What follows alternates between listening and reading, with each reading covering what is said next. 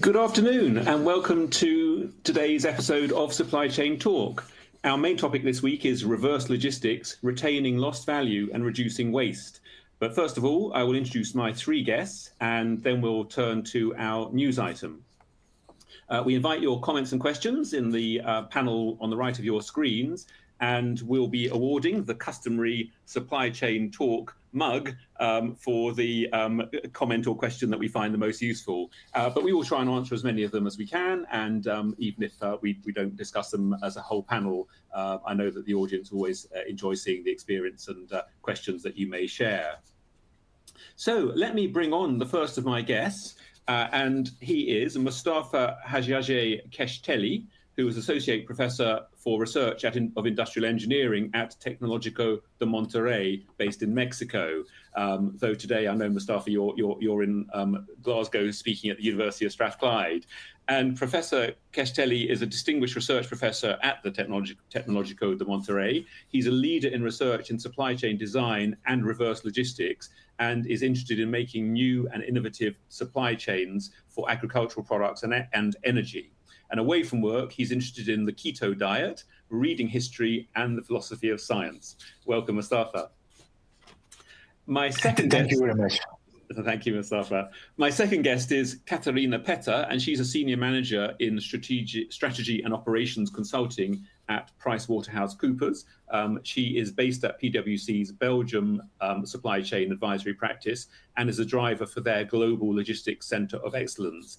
And last summer, Katarina got a sense of what it means to go from zero to hero when she completed a quarter triathlon, thanks to a combination of training and sheer stubbornness. So that's the attitude, Katarina. And Katarina's joining us today from Antwerp in Belgium. And finally, Wale Meha is Supply Chain Excellence Director at Matarat Holding in Saudi Arabia. Wale leads the supply chain and procurement organization for Matarat Holding, and Matarat Holding is the Saudi Airports Holding Company. Wale has achieved the first ever unified procurement policy across all 27 airports in the group. And he's previously worked in sectors which vary from building materials, water treatment, and consumer goods. And he says that one day he'd like to manage the supply chain for exploring other planets. So that's a great ambition. Welcome, Wale. So let's turn to our news item. And I know that just before we introduce that, I know that obviously the disaster of the Baltimore Bridge is very much in the news today and this week. And we are, though, sticking with a subject a little bit closer to our topic today. And obviously that disaster in the US is unfortunately a sort of sad reminder of the sort of very unusual black swan events that we've often talked about on Supply Chain Talk. But we felt that we didn't really have a huge amount we were going to add today to that piece of news. So our news item is entitled Coke Bottler Calls for Deposit Return Scheme Law. And this is in the UK. It was featured in the Times newspaper on Monday, last Monday, but it's been in many newspapers in the past few weeks. And the article really is about the fact that one of the main Coca-Cola kind of partners, the sole licensed bottler for Coca-Cola in Europe, is basically saying, look, we got to get a drinks recycling scheme, a deposit recycling scheme in the UK, because otherwise Britain risks becoming the dirty man of Europe in that we don't have one yet. And it's these schemes, as I'm sure we're familiar with, are include a very small price of a deposit on the can or bottle that the drink comes in, and you can then collect up your bottles and cans and bring them back to a retailer or some other recycling point, and have a small credit paid back to you. So an important enabler of consumer behaviour. In the UK, in Britain, it's not a happy story in that this DRS scheme now, as the article reports, now faces being pushed back until at least 2028. That's another 4.5 years away, really, due to various challenges. The system was set to launch 3 years ago in Scotland in 2021, and then it was meant to launch in England, Wales, and Northern Ireland, but it just keeps being delayed. And in contrast, the Republic of Ireland, the article mentions, launched its own scheme in just February the 1st this year, so just literally 8 weeks ago. And in just 8 weeks, they have already collected 6 million drinks containers. And when you think much smaller population, just in 8 weeks, it just really shows the opportunity of these schemes. And it's, it does seem a real kind of tragedy that we're just not getting on with it somehow in the UK. And as the article says, there's people quoted saying it's bad for business, it's bad for consumers, and it's bad for the environment not having these schemes in place. But retailers apparently don't want to see the legislation rush through. The manufacturers clearly do in the case of Coca-Cola. So it just brings home that there's a lot of different stakeholders in all this. So that's the kind of story. And I guess I'm turning first to you, Mustafa. It just shows there are many stakeholders involved, and there's consumer behavior to think about. What are your thoughts on this one? Thank you very much. Yes, this is a very hot topic about the recycling, especially about the like a plastic cokes or something like that. But let me tell you something about the point of view. Actually, now at this moment of life, maybe in 2024, after AI, after maybe advancing in technology, our governments and maybe media still talk about like a concern, like a problem about the waste. But actually waste are like a gold.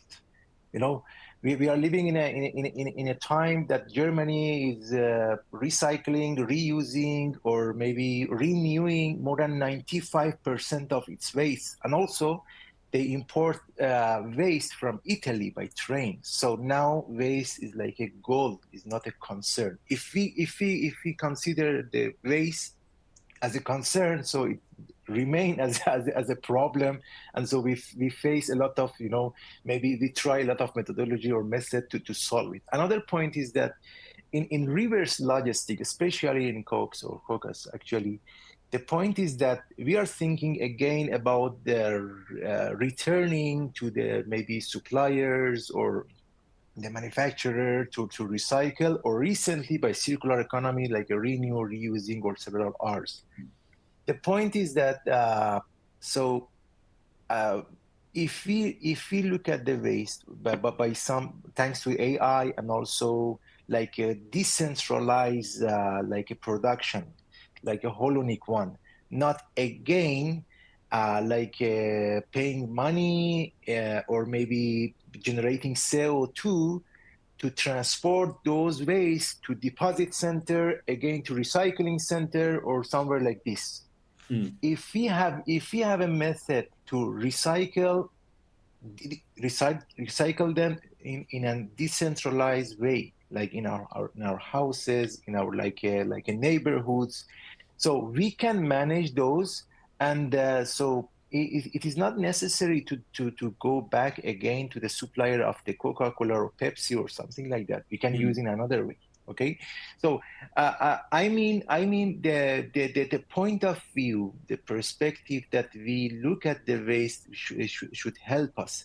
This is the point that in my talk I tell usually to the governors, politicians, maybe media, that let us make a new statement. Let us like think out of the box about the waste. Don't think so.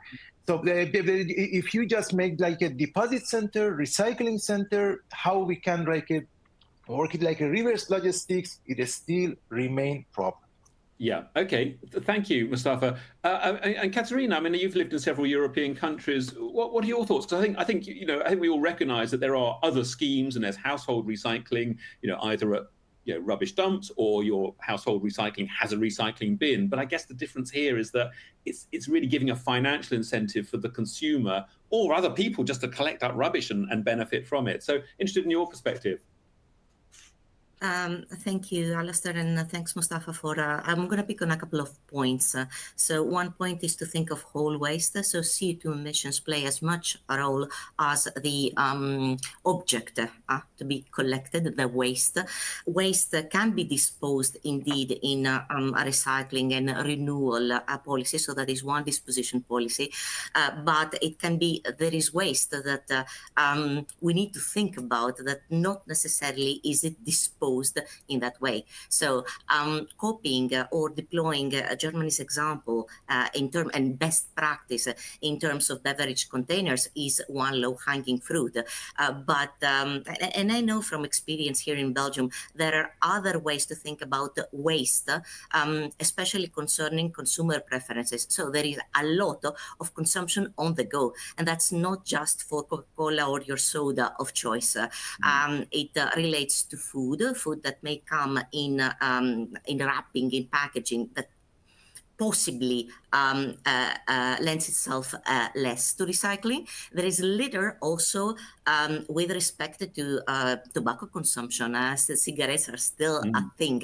So there are policies top-down, and they are very much expressed in terms of DRS. There are countries that are implementing them. There are countries that can find practices in terms of implementation, but there is a keen interest from municipalities, there is a keen interest from local government to find better ways to manage waste, if I may say. And that looks at everything, not just beverage containers. That does look at decentralized disposition, so at home, returning, somehow disposing of your recyclable waste at home. It looks at incentives, and it looks also at capillarity of the network. So again, the example of the cigarette butts, what is better? Is it better to have municipal cleaning teams taking care of this waste, or is it better to somehow find other networks whereby this waste is collected in a more thought about way, and therefore disposed a little bit better? And it's all part of a business case and a financial case that is extremely complex, but needs to take all aspects in consideration. Okay, no, thank you, Katrina. And I guess one thing about DRS schemes for beverage containers is that it's, it's unlike household recycling, where you just got everything under the sun: plastic, cardboard, paper, tin cans, food, so much stuff. Beverage cans and bottles are kind of quite pure in a way, which I guess means that there is some, the cost benefit might be better, and I guess it encourages consumer behavior if you start thinking very carefully about those, because you've got a financial incentive. Hopefully that extends to other behavior. What are your thoughts on that? I don't know whether there are many schemes like that in Saudi Arabia and the Middle East. So I will not talk about Saudi Arabia specifically. I will talk here as Egyptian African. Okay, more because So while I heard you, of course, your perspective, and the news article is also having I would say not a new perspective. It's have been there. There are schemes like Mustafa and Katrina have talked. There are schemes across the world. I will tell you my again, it's a provocative point of view. Okay, look into the poor countries. Okay, this is not a problem there. You know why? I saw in Uganda, I saw the bottles of Pepsi, Cola, and all this is being converted into the ribbons that is produced for the 3D printers, and the people are reselling. So actually they made, and you can find on YouTube also, there is a Jordanian guy who have a full channel how to recycle those bottles to strips, then the strips become the ribbons, and then you can make action figures and sell it. Okay. So he actually started this as to reduce the waste at his home. So it ended up by having crews for people who's collecting this from the neighborhood, and they are all in business, and they are reselling it to advanced countries that have 3D printers. Okay. You will find people across just Google and YouTube, recycled plastic for pallets, recycled plastic bottles for making wood, bricks for homes, for paving roads. So actually, what I see here is and again, who knows me knows that I'm a funny, provocative guy. I'm not saying it in the bad way. I'm saying it in the good way. Okay, we were producing Coca-Cola in glass bottles, and the reverse logistics of the glass bottles was part of the design. Then those very rich companies very rich companies. They are more rich than UK itself. Okay, those companies decided to reduce the cost, okay, of the reverse logistics. So they moved to plastic bottles. No problem for the pollution. Then when the pollution became something, they pushed it to the consumer. You recycle, not us. You recycle, and we'll give you some incentive from our great profit, huh? We'll give you some incentives. Okay. Then, when those bottles became a problem, okay, they moved to metal cans, but bottles are still there, and they some of the countries, US was throwing those plastics to China, till China said no more. I'm not the garbage of the world anymore. Guys, return back. Remember that the whole supply chain, the containers that was shipped back with the waste to US was a scandal a couple of years back before Corona time. Okay. The whole idea is every country, before thinking about the scheme of recycling, first we need to put all the companies on front of the mirror. You know, Michael Jackson, I'm an old guy. Michael Jackson, man on the mirror. Yeah. Face yourself. Sorry, okay. It's your stuff. Face it. Okay. Okay. Plus the schemes of Katrina Musa, it's all correct. I'm just giving a perspective that Okay. Let's move on. Let's move on now, Wala. Thank you very much for those examples, some really interesting examples there. And just before we move on, some great thoughts shared by Alexander Way, I don't know, from Germany. So his name is Alexander Way, and he's my previous boss. Okay. And why he joined? And finally, also Eshwa has given us an example in the UAE. So thank you for those examples. Let's now move to our main topic. So as a reminder, obviously we've been talking about reverse logistics, but our main topic is entitled Reverse Logistics, Retaining Lost Value and Reducing Waste. And let's move to our first discussion point there, which is simplifying your returns and preventing waste by using a circular supply chain model. And of course, deposit return schemes is in a way one example of that circular model. So I guess, turning back to you, Mustafa, what are some of the key success factors here? For example, in something like e-commerce, it's really important to process returns quickly and decide, can they go back on sale, rather than risk that you just take so long by the time you process them that by the time you've done that, the fashion season's finished or whatever, and you have to discount it or throw it away. But I guess it varies from sector to sector. So, Mustafa, what are your thoughts on key success factors here? Yes, thank you very much. Continuing the previous discussion, like East or West, we say like a home is the best. So we focus more on the house or home recycling, or like the doing not like a further, but like a primary processes on the waste in our houses. Maybe as Katrina mentioned, so the municipalities usually are thinking, but maybe the best or the best solution actually for this one is that we can do some recycling or some processes in our houses. So in this regard, to answer this point, so since maybe 5 years ago, when we faced like a circular supply chain or free of waste or waste free like models in businesses or maybe in different cities, so I still some problems with like using that like a preventing waste or something like that, because waste is like a gold in my opinion. But the point is that in the circular supply chain model, we consider like a free waste. Everything should be connected. Everything should be like feed each other, and using like a recycling, renewing, reusing. So, and in the last decade from Germany, we have a term with the name of Nexus, especially in agri-food supply chains, that really helped us to save the groundwater and the quality of soils, to avoid like making a chemical fertilizer. So on those cases, we really use, or maybe animal farms, we are using circular supply chain model.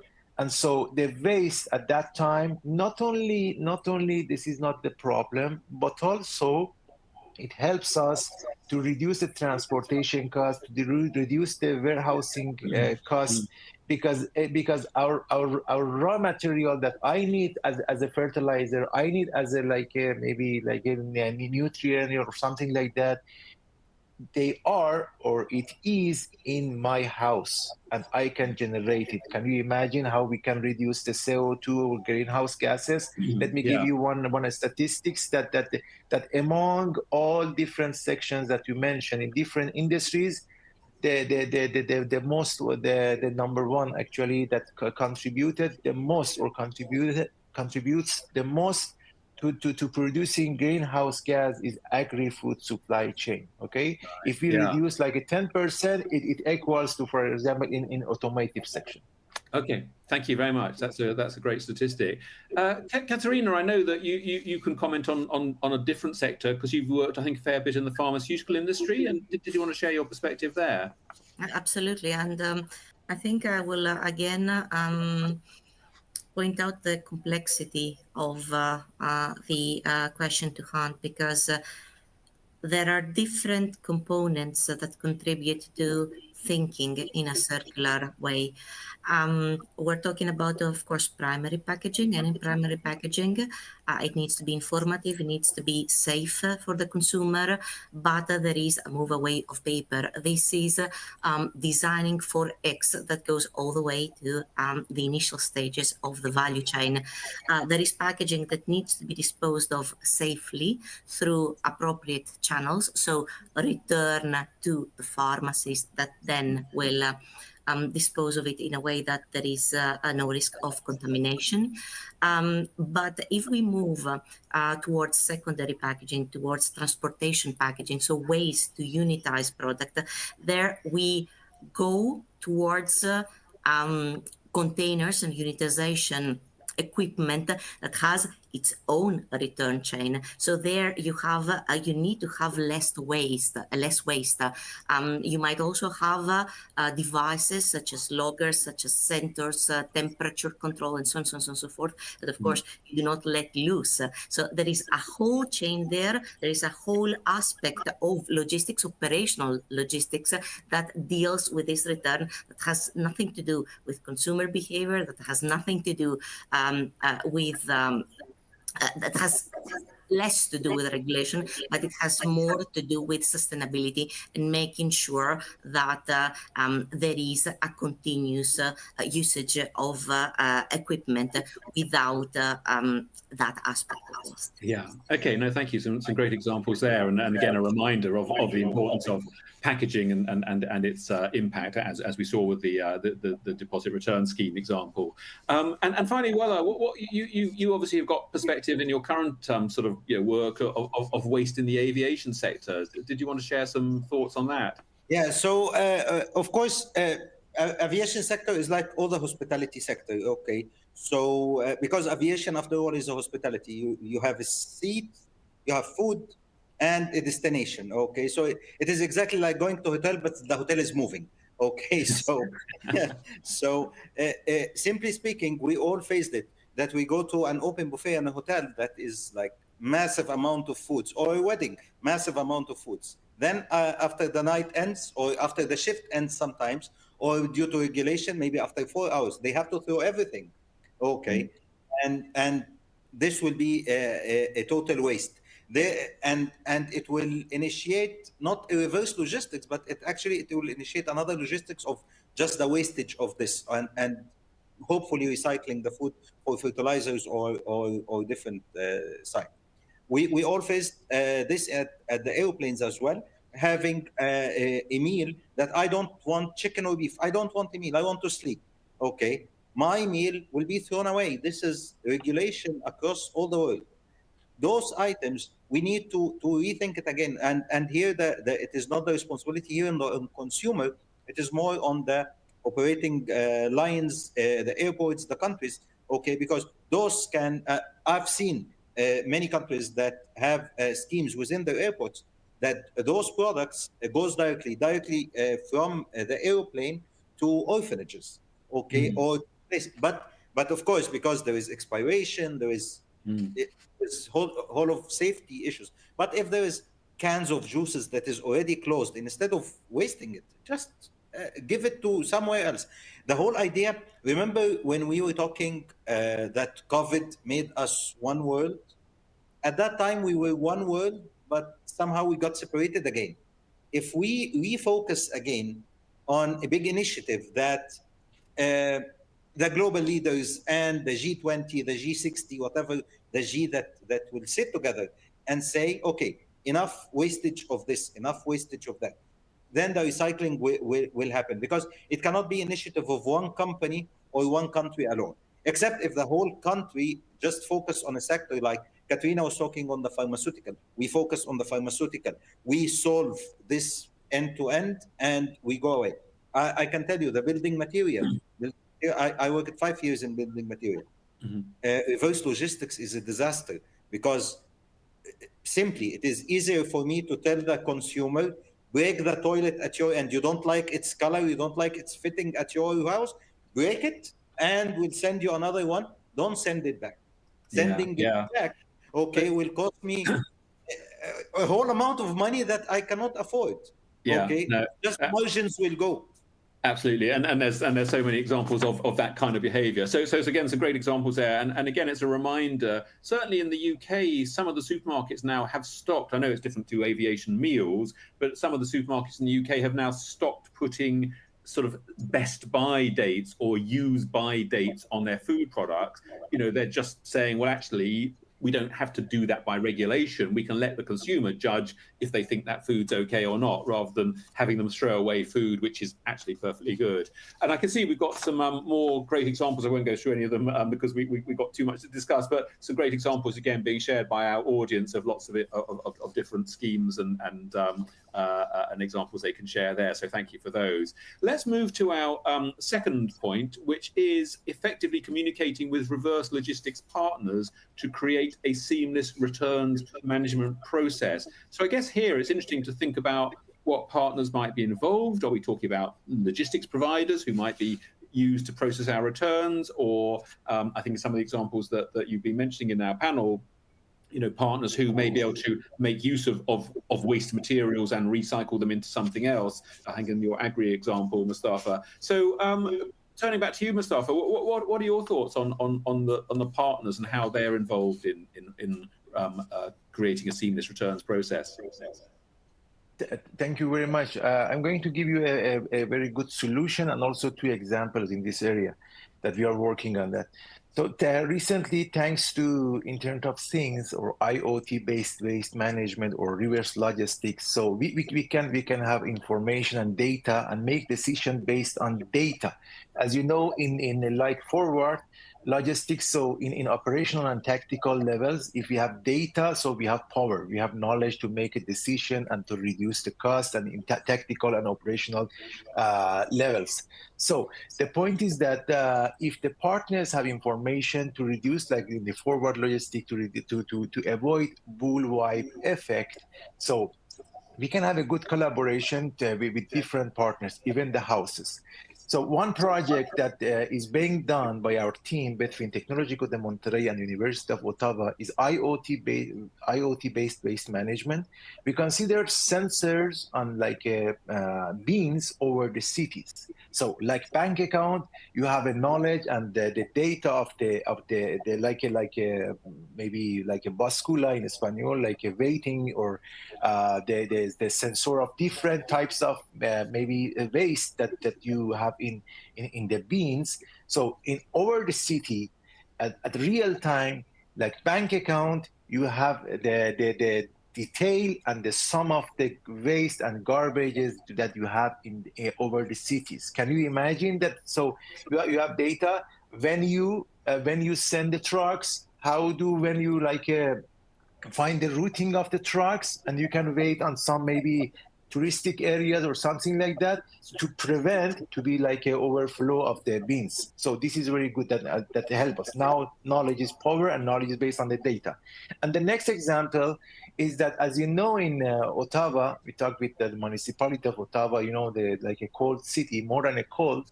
So they pay like for the trucks or the contractors to spread like a salt over the city, gather the branches and leaves of the trees over the cities, again putting on the like the transferring to the deposit center or recycling center.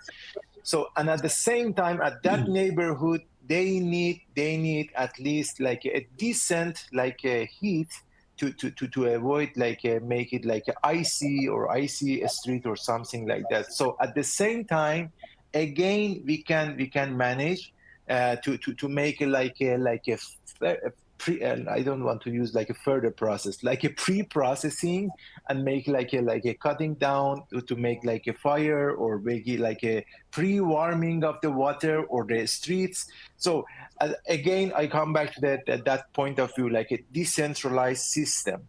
Yeah. So Okay. by that point of view, we can manage most of our problems at the same location, not spread it out to make a problem to other sections.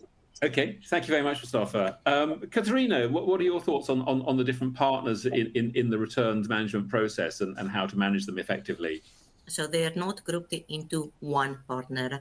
As far as I know, it's very seldom, if not inexistent, to have a do-it-all reverse logistics partners, not like 3PLs or 4. There is no 4PL for reverse logistics.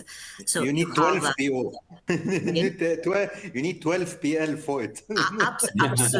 Absolutely. And it's not only your physical movements. So you need partners for your physical movements. You need partners for quality assurance. You need partners for disposition. So that will take and do something with whatever you have collected. And you need partners also for information. You need partners for your data that Mustafa just mentioned. These are also partners to keep in the loop. It's not somebody that will set up something and then, go away. It is part of your operational system. You may have control towers. You may have sensors that indeed stay put. You may have sensors that travel. So it is an ecosystem. And right now in organizations, it is a little bit difficult to understand who sits with this hot potato. There are very, very good but rare practices where there is a reverse logistics team within wider supply chain logistics organizations that takes this hot potato and make a very passionate job out of that. But it requires a sort of sensitivity of in understanding the value of collecting something and make the value of circularity, and the fact that it's not always going to be something beautifully packaged, but something that might have lost something of the shine along the way. Of course, I'm speaking of experience. It's very, very empowering where this happens or you help set it up in an organization, but it requires a lot of effort, a lot of concentration, and some focus on making this, your objective of your daily job. Yeah. Okay. No, thank you. And I guess that focus does come partly from pressure from consumers, from customers, from regulators now. Certainly in Europe, there's more and more kind of legislation around the costs and penalties if supply chains aren't managed, in sustainable ways. So, there's lots of different ways of getting the right behaviours. You're absolutely right, and getting that focus. And finally, what are your thoughts on the stakeholders that might be involved and different partners? So I will complete on Katrina, or actually I will just say about my experience on this. As Katrina said, it is not only one partner. I had to have customer service center because handling. We talked only about the return product, which is a fact of life, reverse logistics. Sometimes it's reverse logistics because of a frustrated customer, because of a product that came wrong and it needs to go to the right inventory. So you need to have customer service centers different than the normal customer service who will just pick the phone for your normal product. This is a frustrated customer who wanted his stuff yesterday, and you are telling him, okay, no, take it and we'll return back your new stuff. So a whole partner for picking service, a whole partner for, right now there are companies doing AI and machine learning and cameras that can identify if this package that return it back to the warehouse, is it resellable or not? Because it will go to your inventory. Not, it will go to your P&L as defect, and then you need to reproduce again and send to the customer, especially if it is make-to-order product, which is another disaster. Okay, you need to have, beside the supply chain, a whole different supply chain. I was managing the reverse logistics as a part. It had its whole dedicated team, because the set of skills needed for this is not different, but it's a day-to-day job. Exactly as Katrina said, it is not someone who will set up things and go, or do the daily job and will manage for 5% of his time the reverse logistics. No, it's a whole life.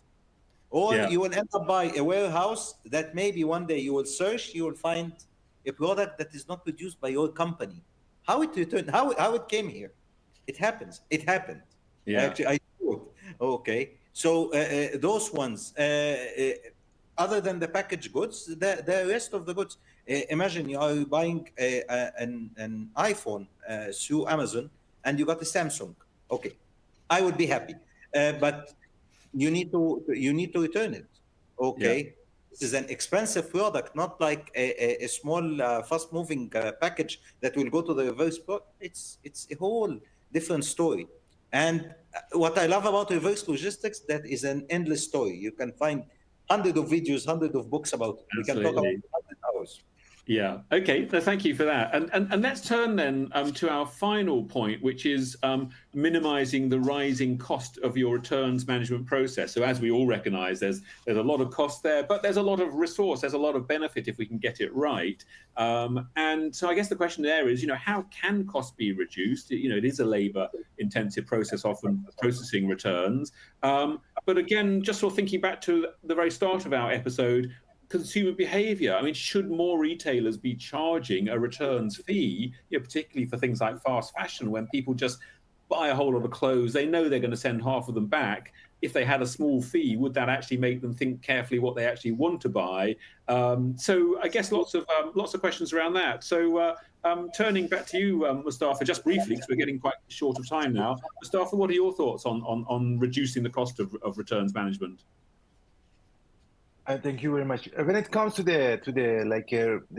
reducing the cost of the logistics, so it doesn't matter forward or return. So we have two main players, like transportation and warehousing. So it contributes more than maybe 30 to 50% of the final cost of a movement. It doesn't matter forward or backward.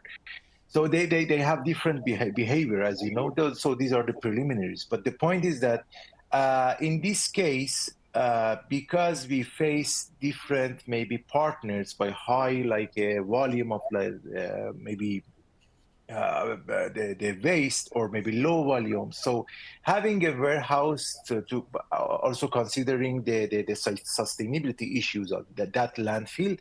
So it helps us it helps actually the transportation cost.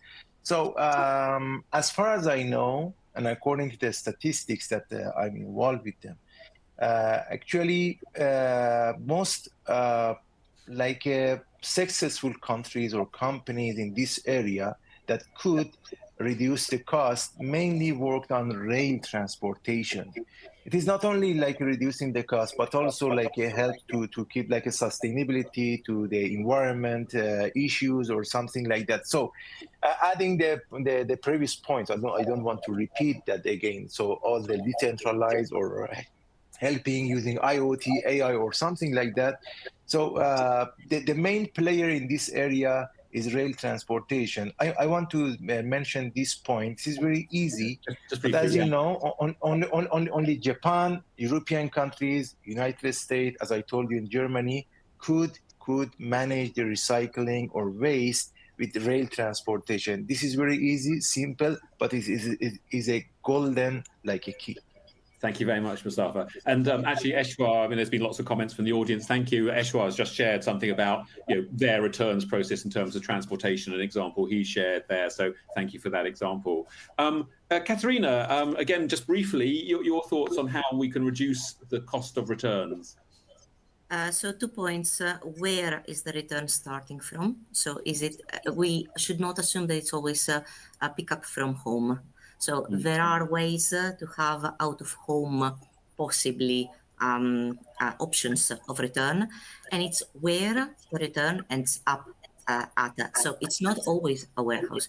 You can have a return, especially in non-food retail, apparel, shoes, back to the store. And there you might consider an additional benefit in terms of inventory redeployment. Maybe. But it's not just cost that we need to consider. The full business case also has CO2 emissions, which is again possibly the cost, the monetary cost that the customer might face in order to bring the shoe back to the store. So there need to be multiple considerations, and there need to be multiple considerations to consider cost for the manufacturer, for the retailer, but also cost from a customer perspective, a total cost perspective in terms of the cost of the return and in terms of where to put your money, therefore possibly incentivization to not have the return in the first place. Thank you. There's some great examples there. And finally, Wale, what are your thoughts on how to reduce costs? Very briefly, please. So to reduce cost, Alex Way was just saying we should not produce the waste in the beginning. Okay, we should look to our production habit, consumer habit, and then we look into the extra waste. Okay, that's a very nice short reply, and you're absolutely right. I mean, we are, I think, in some cases for big packages of stuff like Katrina was saying for the medicine. Okay, small packages, small quantities, it will control at least a little bit of the waste. Absolutely, and we often see over packaging, totally unnecessary, sometimes to make the product look bigger and more 3 attractive. liters bottle of Coca-Cola, why? Yeah. Absolutely. Okay, well, look, it's been a really interesting discussion. So much to talk about, and I'm sure we could keep going for hours on it because we've only really touched the surface. But I think we shared some great examples from many industries and the audience as well. Thank you again for sharing so many examples and insights yourself. I have the happy or difficult task of how to pick from all those contributions. So I think I'm going to go with the person who started and finished the discussion today, which is Alexander Way. So I'll pick him out, Alexander, to earn the Supply Chain Talk mug. Thank you very much. But thank you, everyone else, for lots and lots of comments as well. Our next episode is on the 3rd of April at 4 p.m. UK time, so same time, and that's hosted by Anna Maria Velika, and she is going to be hosting an episode on optimizing for what matters, supply chain metrics that drive business value. So metrics and KPIs, a fascinating area, so that'll be a good one next week. But also, don't forget, you can see us live in person at the Supply Chain Risk and Resilience Summit, which is on the 27th of June in London. So anyone who can get to London for the 27th of June, have a look. And I think actually there's just a few days before the early bird discount stops. So get in there fast before you have to pay more. And that should be a good event. And finally, thank you again to my 3 excellent guests. So much to share. Mustafa Hajiji Kashteli from Tecnológico de Monterrey.